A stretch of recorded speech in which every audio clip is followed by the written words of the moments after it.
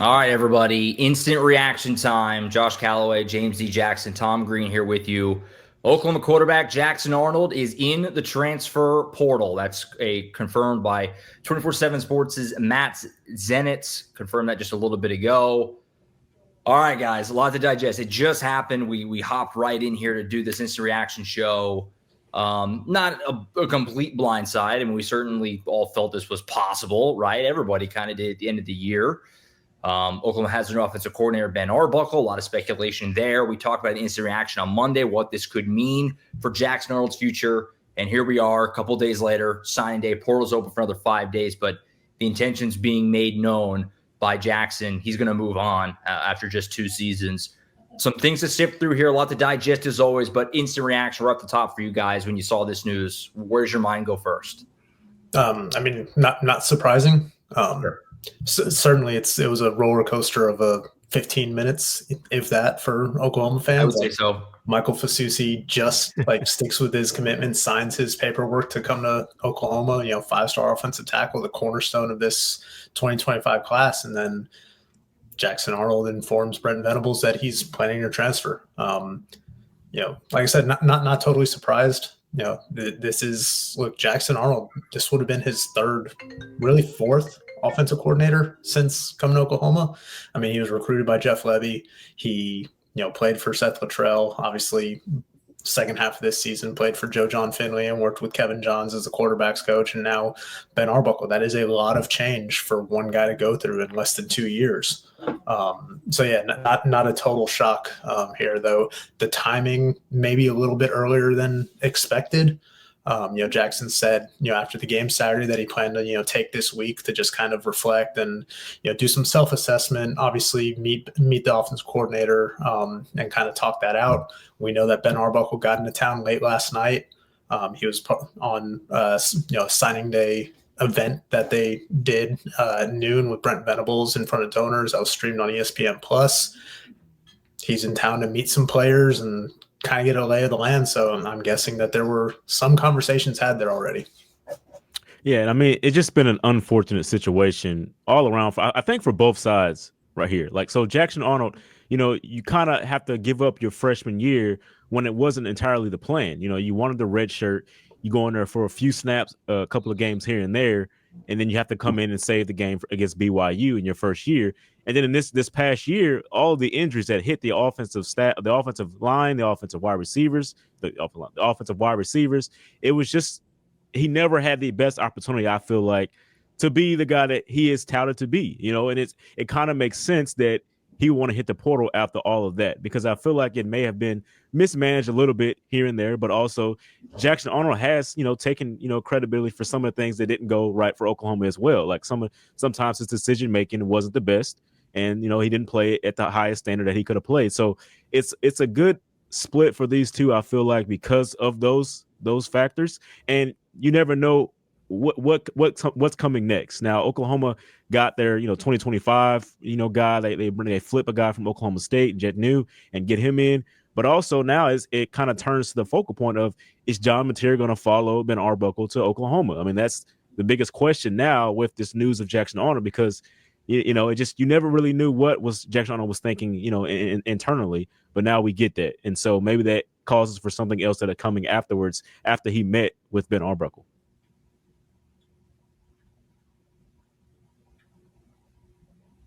Sorry, I was muted. First off, I feel like I want to say I don't blame Jackson Arnold 1% for making this move.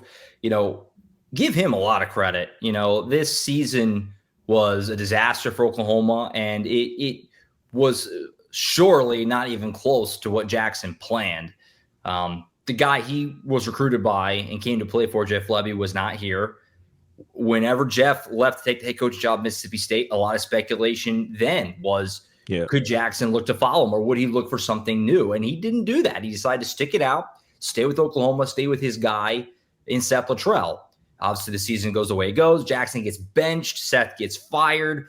Jackson at that point so easily could have shut it down, save his red shirt, see the writing on the wall that there's probably not a future for him at Oklahoma long term. And at that time, it looked like Michael Hawkins was going to be the guy for who knows how long.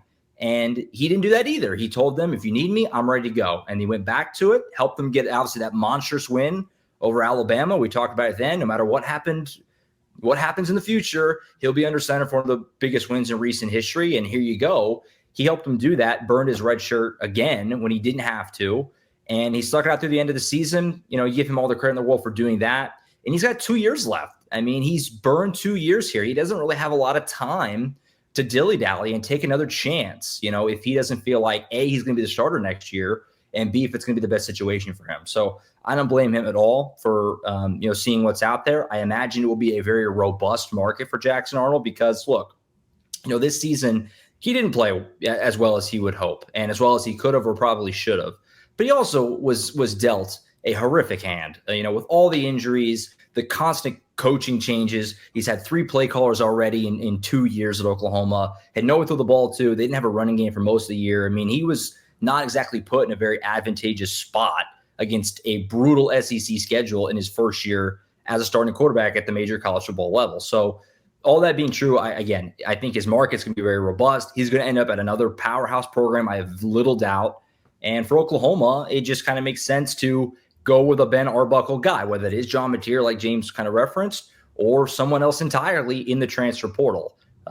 It's fascinating. There's a lot of layers to it, but it makes complete sense from Jackson's perspective. And it's a bummer from just the context of, you think of 2 years ago, this kid who committed to Oklahoma pretty early when Brent Venables took over, and he was one of the first big gets. And he was that first kind of signal marker of Oklahoma is going to still be able to get quarterbacks even without Lincoln Riley. He was that first big name. He was a lead 11 MVP. There was all this hype, all this expectation, and it kind of stinks that it didn't work. It didn't work out, which is how it goes sometimes. But it comes to an end here. And again, I imagine he'll end up somewhere great, and hopefully for Oklahoma's sake, they can find someone to replace him. Yeah, it is kind of crazy just to think about, how much can change in. Yeah, right. If you remember, we're sitting in San Antonio in the press room of the Alamo Bowl, and Jackson Arnold's first career start. There was a lot of good, some bad. Obviously, the turnovers, an issue that kind of lingered throughout parts of this season. Brent Venables is up there talking about Jackson Arnold being the face of this program moving forward, and now here we are, the start of December after his sophomore year, and he's moving on. Oklahoma has a new offensive coordinator. They're going to have a new starting quarterback. It's going to be really interesting to see what happens next. I think, like we've said, a lot of attention goes to what does John Mateer do, because he was excellent this season at Washington State for Ben Arbuckle. I think, like we talked about the other day on the Ben Arbuckle Instant Reaction show, I think he led the nation in total touchdowns. Prolific year with his arm, and led them in rushing, 17 rushing touchdowns, one of the best rushing quarterbacks in the country this season. Obviously a guy that's got experience and familiarity with that offense. Yeah. If he enters the portal, he's going to be a very attractive name to a lot of schools. How much does the connection to Ben Arbuckle and also just the proximity to home, being from Little Elm, Texas, play into that? Because like I said, there's going to be a lot of schools that are interested in him. Oklahoma obviously has some chips in its favor there, both geographically and philosophically from a coaching standpoint. But man, it's just wild how quickly things can change in this current landscape of college football. I mean, I agree with you. I think Jackson Arnold is going to land somewhere that is going to be a very good program. Obviously, his numbers weren't overwhelming this year. Completed 62% of his passes for 1,400 yards, 12 touchdowns, 3 interceptions, had another 450 rushing yards, 3 touchdowns, but lost a lot of fumbles. Started 9 games, played in 10.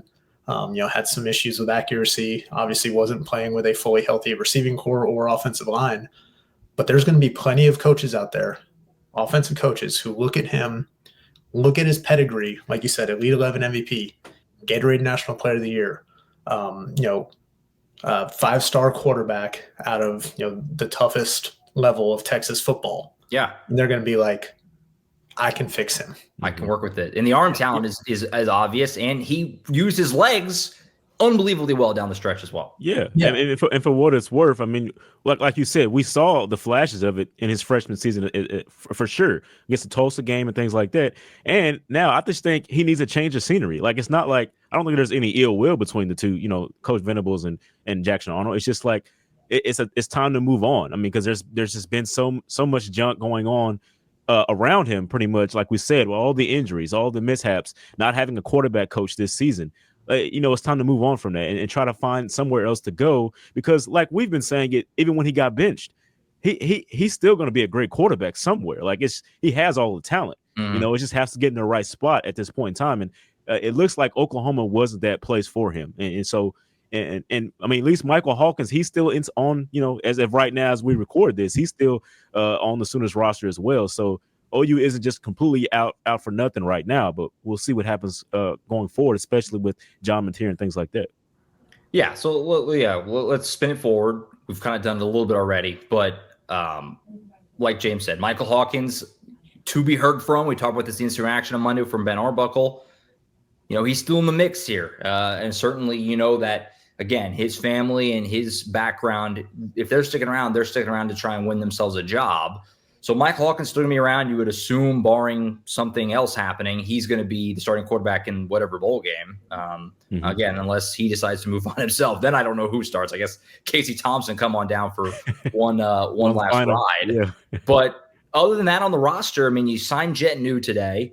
You have Brendan Zurbrugg still around, but Casey Thompson's graduating. I mean, this quarterback room is it goes without saying, you've got to hit the portal hard. The obvious name, which we talked about already, is John Mateer at Washington State. Nothing official from him yet, but the expectation is he will enter the transfer portal. And then, it's obvious that Ben Arbuckle could theoretically bring him with him to come be the guy at Oklahoma next year. But guys, kind of just look ahead to the quarterback spot because, and again, not that this was unexpected, but now that it's actually happened and Jackson Arnold was moving on, which our own Matt Zenitz, again, who's reporting on this, he's just put out there just while we're recording this, the expectation is that Jackson's just ready to completely shift. It's not like a keep your options open. He's moving on. Mm-hmm. Where's Oklahoma going to go at quarterback next year? Because they got to figure this out, obviously, to go with Ben Arbuckle in this offense.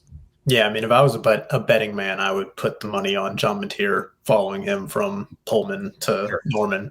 Like you said, the connection is obvious. The proximity to home, we talked about it on the Instant Reaction show the other day. It's like, if his family wants to watch him play, it's a lot easier to drive a few hours up the road to Norman than it is to drive, to fly to Pullman from pretty much anywhere in the country. Sure. It's one of the most remote locations in college football.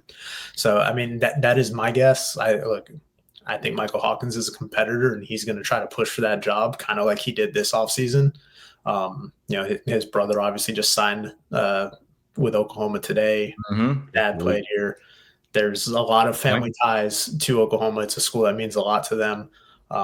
We'll see if he ends up sticking around. But look, they need to hit the portal because even if, Michael Hawkins goes out in the bowl game and shows you like that he's taken the next step since, his last start against South Carolina and that he's, prepared to, take the reins of an offense, you can't have a situation like 2022 where you're going in there with just one quarterback option.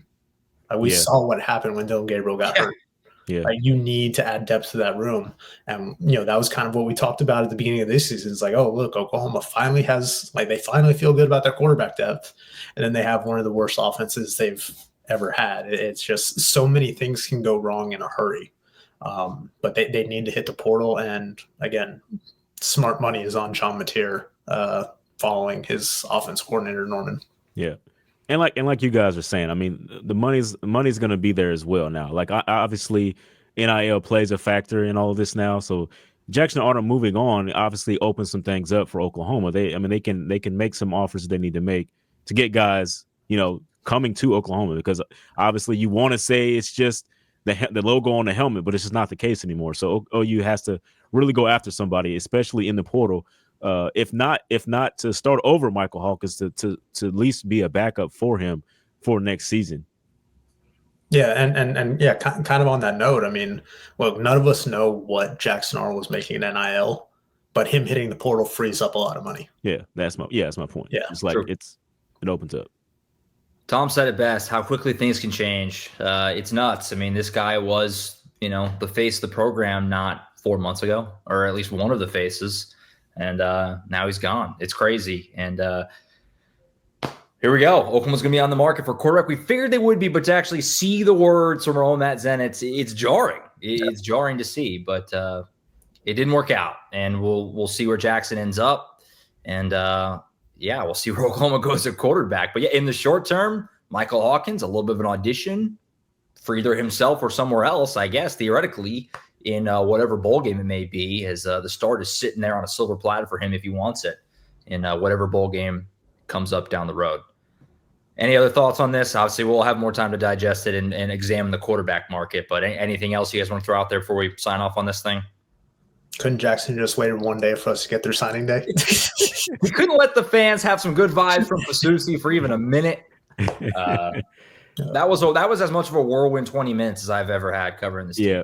For Fasusi to sign and then for Jackson to hit the portal. We didn't have time to even get the two stories like up and pushed on our site. It was bang, bang. And with Ben Arbuckle coming in, obviously he's been, called a quarterback whisperer of sorts.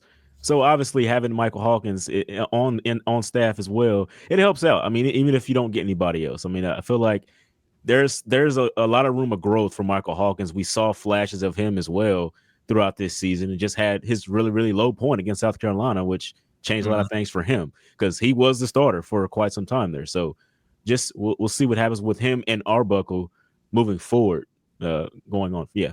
I mean, Brent Venables talked about it today at his signing day press conference. Like, look, Ben Arbuckle's young. He's 29 years old. He's only got a few years of, actual like tape as an offensive coordinator and quarterbacks coach. But look at what he's done in a short time. Austin Reed, set like single season passing record. Cam Ward lights it up at Washington State before, becoming the most coveted quarterback on the market last year, and ended up in Miami, where he's probably going to be a Heisman finalist. And then what John Mateer's done today. So like he's optimized what he's been able to get out of that quarterback position, regardless of who's there. So that you have to have some optimism there in terms of what he'll be able to do with whoever is back there.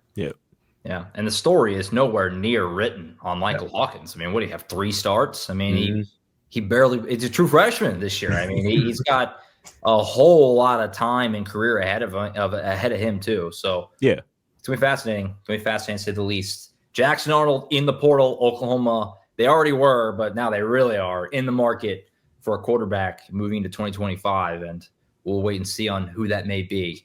Keep up with us. Today was signing day. There's signing day coverage on the website and on the YouTube channel right now. We'll have the podcast tomorrow with Colin, the recruiting show. We're going to have just a boatload to talk about, from signing day to Arbuckle to this.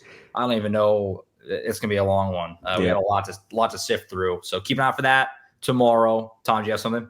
Yeah, and if you're not already subscribed to SoonersIllustrated.com, 50% off going on right now. So hop on board. Like Josh said, lots going on. It's mayhem. It never stops. Yeah. We knew this week would be mayhem, but it's been even crazier than I think we thought. These crazier earlier have been nuts.